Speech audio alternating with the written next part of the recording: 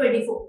पूरे देश में एक समान शिक्षा और एक समान स्वास्थ्य सुविधा आम जनता को मिलना चाहिए। सरकार इस पर ध्यान दे और शिक्षा तथा स्वास्थ्य का निजीकरण बंद करे। केंद्र सरकार इसका राष्ट्रीयकरण कर पूरे देश में एक समान शिक्षा और स्वास्थ्य का नीति लागू करते हुए, जिसमें निजी चिकित्सकों द्वारा जो मनमाना फीस वसूला जाता है, इलाज के लिए अनाप शनाप जो पैसे लिए जाते हैं, उसका एक रूपरेखा तय करे, उसे लागू करे।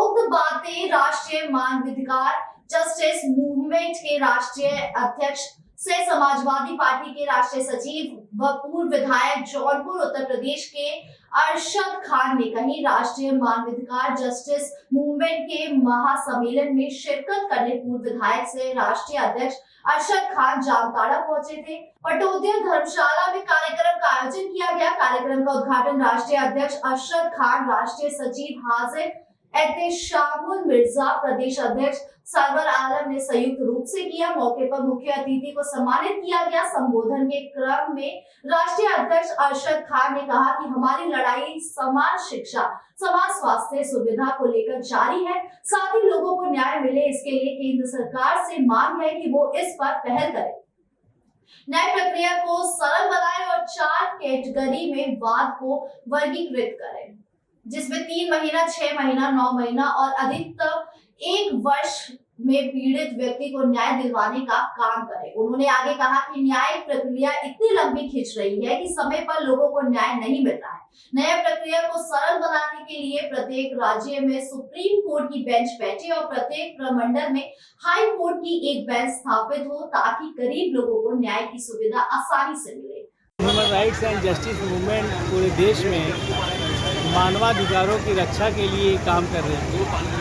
हम जनता को जागरूक कर रहे हैं और जहाँ जहाँ भी मानवाधिकारों का हनन हो रहा है, उसके लिए हम आंदोलन चलाकर सरकारों को राय देते हैं, मेमोरेंडम देते हैं, वो जनता के हितों की रक्षा करें और मानवाधिकारों का उनका जो अधिकार है उसको उनको देने का काम करें। सबको खाने का अधिकार है, मौलिक अधिकार है। ये काम है सरकारों का कि कोई भी आदमी भूखा न रहे। इसे national human rights and justice movement पूरे देश की सरकारों से मांग करता है। हम लड़ाई लड़ रहे हैं, मतदाता पेंशन लागू की जाए, मतदाता पेंशन लागू की जाए और हर मतदाता को कम से कम 3,000 रुपये महीना पेंशन दी जाए। आज देश इस पोजीशन में दे सकता है ताकि सबका पेट भर सके। सबको कपड़ा पहनने का अधिकार है।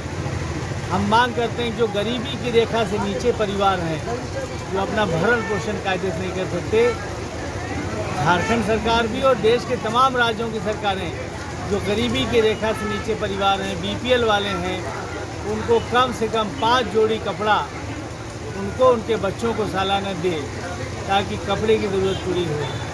उसी तरह से चिकित्सा का, इलाज का सबको अधिकार है। कोई बीमार हो तो उसका इलाज सरकार कराए। प्राइवेट में बहुत महंगा इलाज है और प्राइवेट डॉक्टरों की फ़ीस तय करे गवर्नमेंट की। ऑपरेशन और इलाज में कितना फ़ीस लेना चाहिए, अंधाधुंध ले रहे हैं बहुत सारे डॉक्टर पैसा, जिससे शोषण हो रहा है और अच्छे इलाज से जनता वंचित है। तो इलाज का, चिकित्सा का राष्ट्रीयकरण होना चाहिए ताकि सबके लिए इलाज का इंतज़ाम हो, कोई भी बिना इलाज के न रह जाए, न मरने पाए। उसी तरह शिक्षा का भी राष्ट्रीयकरण होना चाहिए, निजीकरण समाप्त होना चाहिए, ताकि सबके बच्चे, किसानों के भी बच्चे, मजदूर के बच्चे, आदिवासी और दलित के, बैकवर्ड के, गरीब के बच्चे भी प्राइमरी से लेकर उच्च शिक्षा हासिल कर सके। इसी तरह न्याय पाने का सबको अधिकार है। हमारे देश में न्याय बहुत महंगा है और बहुत दूर है जनता की पहुँच से। न्याय की ज़रूरत गरीब और कमज़ोर लोग होती है। सुप्रीम कोर्ट कहाँ है? दिल्ली।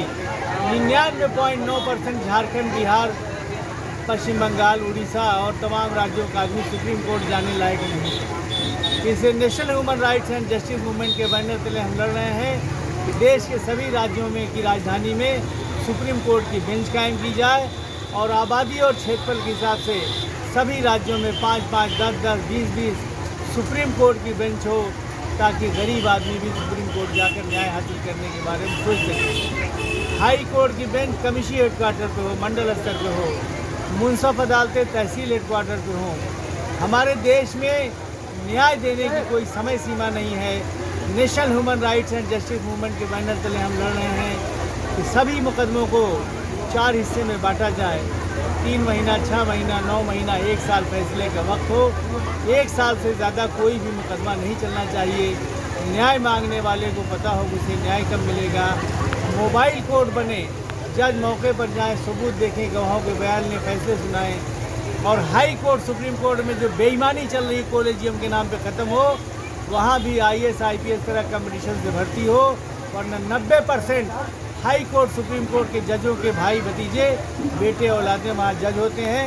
और नेताओं के जज और वकील और रिश्तेदार जज होते हैं कि वहाँ पक्षपात होता है। हाई कोर्ट, सुप्रीम कोर्ट में पक्षपात खत्म हो, सचमुच में न्याय कायम हो, इसलिए कॉलेजियम सिस्टम खत्म हो जाना चाहिए। वहाँ भी 2% भी दलित और आदिवासी के जज नहीं हैं, 2% बैकवर्ड जज नहीं हैं, 2% माइनॉरिटी जज नहीं हैं। हम भारत सरकार से मांग करते हैं कि वहाँ भी आरक्षण लागू हो। कम से कम 30% दलित और आदिवासियों को आरक्षण हाई कोर्ट, सुप्रीम कोर्ट में दिया जाए। 52% आरक्षण पिछड़ी जात को हाई कोर्ट, सुप्रीम कोर्ट और सभी अदालतों में दिया जाए। और माइनॉरिटी में मुसलमान, सिख, ईसाई, बौद्ध, पारसी, जैन को भी उनकी आबादी के अनुपात में वहाँ भर्ती किया जाए, ताकि सबकी हिस्सेदारी भी हो, सबको न्याय हो।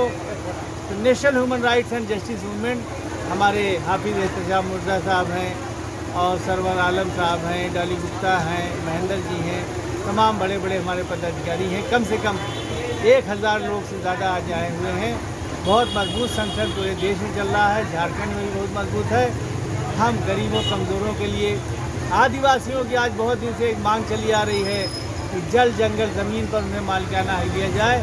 झारखंड में आदिवासी मुख्यमंत्री हैं हेमंत सोरेन जी, हम उनका सम्मान करते हैं और हम उम्मीद करते हैं कि अगली सरकार वो फिर बनाएंगे। लेकिन हम मांग करते हैं कि जल, जंगल, ज़मीन पर अब आपकी सरकार है, आदिवासियों को मालिकाना हक दे दिए। फिलहाल इस खबर में इतना ही। देश की तमाम बड़ी खबरों से जुड़े रहने के लिए देखिए जी24।